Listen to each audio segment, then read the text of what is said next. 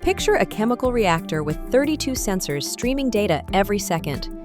Your SPC charts watch each sensor individually, and everything looks fine, until the lab calls 4 hours later to say the batch is out of spec.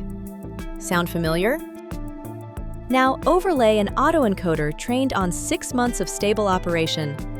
The model has learned how jacket temperature and internal pressure normally move together.